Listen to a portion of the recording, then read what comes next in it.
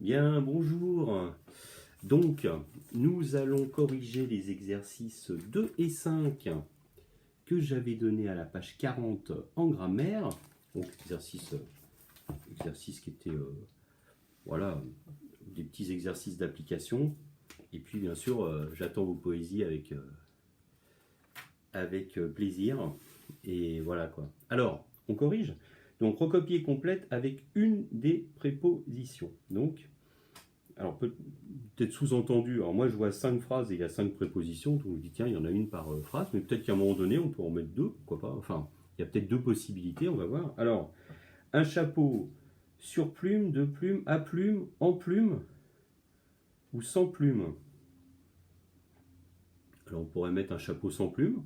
Bon, dans ce cas, on dit un chapeau tout seul, hein. C'est peut-être plus simple. Bon. Un chapeau en plume, alors lui, il est fait intégralement en plume. Bon, c'est assez rare, pourquoi pas. Ou un chapeau à plume, c'est-à-dire que il y aura une petite plume dessus, décorative. Voilà, ça se fait. Hein. Bon. Donc, à, en et sans fonctionne. D'accord. J'en profite. Tiens, je fais une toute petite parenthèse. Quand on travaille les prépositions, moi j'aime bien le faire sous forme de photographie ou sous forme de petite scène théâtrale parce qu'une préposition change tout. Hein. Vous savez, ces petits mots-là. Si par exemple, je dis par exemple, tiens, mon camarade rigole avec moi. Avec, c'est une préposition, donc on rigole ensemble. Par contre, si je dis mon camarade rigole de moi, alors là, c'est pas pareil. Ce petit changement de préposition change toute la phrase. Donc ces petits mots sont très importants, attention. Hein. Ah ouais, les petites prépositions. Il rigole sans moi, bon là, voilà, il rit sans moi. Il rigole de moi ou sur moi, ah, il se moque de moi. Il rigole avec moi. Et il rigole, voilà, il y en a plein. Puis vous verrez, il y a plein de petites activités qu'on peut faire. Bon, après, il y a des choses, il rigole au-dessus de moi. Bon, alors là, bon, ça c'est carrément la géographie, quoi, qui est au-dessus de moi.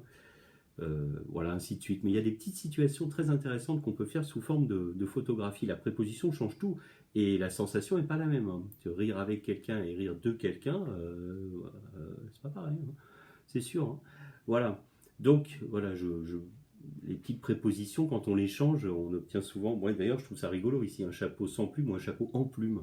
Bon, donc les trois fonctionnent. Une chemise, deux manches, non, ça ne veut rien dire. Sur manche, non. À manche, oui, une chemise à manches, oui, oui. Oui, une chemise à des manches naturellement, donc ça ne me paraît pas très pertinent. Une chemise sans manches, une chemise en manches, une chemise qui serait faite que de manches. Drôle de chemise. Et une chemise sans manches, bon, moi je vote pour sans manches, hein, ça me paraît pas mal. Ou une chemise à manches, ça me paraît. Grammaticalement c'est bon, mais ça me paraît pas terrible au niveau du sens. Bon. Une veste en lainage, ouais, tout à fait. Je pense qu'une veste qui est fabriquée en lainage. Une veste de lainage. Une veste de lainage, ça paraît moins net ça. Bon. Une vue de la mer, pourquoi pas. Une vue sur la mer, je pense que ça se dit, on est un petit peu en hauteur, on a une vue sur la mer. Mais avoir une vue de la mer, oui, bah là je suis. Il y a plusieurs manières de penser. C'est une vue qui est prise de la mer. Ce serait une photographie qui serait prise de la mer vers quelque chose peut-être. Une vue en la mer, sans la mer. Une vue sans la mer, oui, pourquoi pas aussi. Voilà, là c'est mon cas, j'ai une vue sans la mer, face au mur de la maison. Pourquoi pas. Un bouchon sur champagne, de champagne, un bouchon de champagne, voilà, complément du nom typique. Un bouchon à champagne, un bouchon en champagne. Ah, c'est rigolo. Parce que ce serait un bouchon, il faudrait mettre champagne pour signifier l'ancienne région. Ça se dit toujours. La Champagne, hein, la région Champagne-Ardenne avant. Et un bouchon qui se trouve en Champagne, voilà, tranquillement, en promenade, dans la région Champagne. Bon, mais il aurait fallu mettre une majuscule à Champagne. Et un bouchon sans champagne, oui, bah, un bouchon tout seul, le malheureux, voilà, tout seul perdu. Donc vous voyez, alors, je rappelle, le principal, c'est vraiment lui ici, la proposition principale, c'est un bouchon de champagne. Mais les autres, ça crée des choses un peu bizarres, grammaticalement, qui fonctionnent. Hein. Bon, il y en a d'autres qui ne fonctionnent pas du tout. Un bouchon sur champagne, je ne le vois pas, quoi. Mais voilà, il y en a qui sont acceptables, Et puis, il y en a qui sont carrément horribles. Et puis, il y a celui qui est dans la, dans la, la pratique quotidienne qui est plus logique, quoi. D'accord? Donc, je répète, hein, un chapeau à plumes plutôt, mais il y en avait d'autres, hein. Une veste sans manches, une veste en lainage, une vue sur la mer. Bon, on a vu aussi que les autres fonctionnaient. Un bouchon de champagne, voici les propositions vraiment majeures. Ok? Ensuite, recopier indique la nature des compléments du nom en gras. Donc groupe nominal, adverbe, infinitif. On vous en propose 3. Alors un lapin au pruneau. Bon, ben, pruneau est un nom, donc c'est un groupe nominal au pruneau. Une table à repasser. Alors, à préposition est suivi d'un verbe à l'infinitif. Donc verbe à l'infinitif.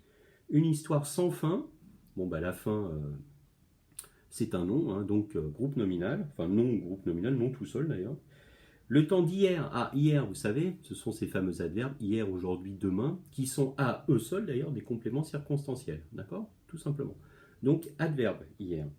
Une fable de La Fontaine, alors là on voit les majuscules, donc on a un groupe nominal, c'est un nom propre. Donc là on a un complément du nom qui est un groupe nominal. Et une poêle à frire, voilà. Frire, c'est l'action de faire frire quelque chose, tout simplement. Donc frire infinitif, et voilà. Donc c'est terminé pour les exercices 2 et 5.